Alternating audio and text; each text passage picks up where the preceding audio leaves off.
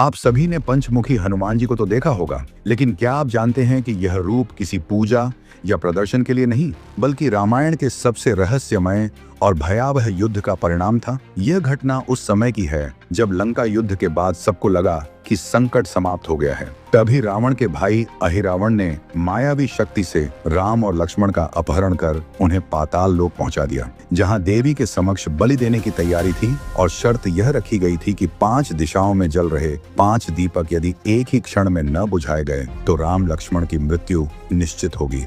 जब हनुमान जी पाताल लोक पहुंचे तो उन्होंने समझ लिया कि यह युद्ध केवल बल का नहीं, बल्कि समय और दिशा दोनों को एक साथ जीतने का है। और तभी उन्होंने वह अद्भुत स्वरूप धारण किया जिसे पंचमुखी कहा जाता है।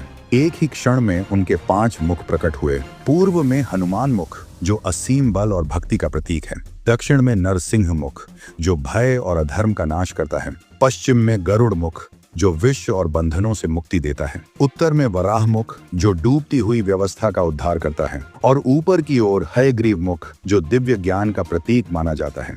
जैसे ही 5 मुखों की श्वास एक साथ चली, वैसे ही 5 दीपक एक ही पल में बुझ गए। अहिरावण और महिरावण का अंत हुआ और पाताल लोक कांप उठा। राम और लक्ष्मण मुक्त हुए और हनुमान जी ने वह पंचमुखी रूप तुरंत त्याग दिया, क्योंकि शास्त्र कहते हैं कि यह रूप दिखावे के लिए नहीं, केवल धर्म की रक्षा के अंतिम क्षण के लिए प्रकट हुआ था। यदि आप भी हनुमान जी को मानते हैं तो कमेंट में जय बजरंगबली लिखिए।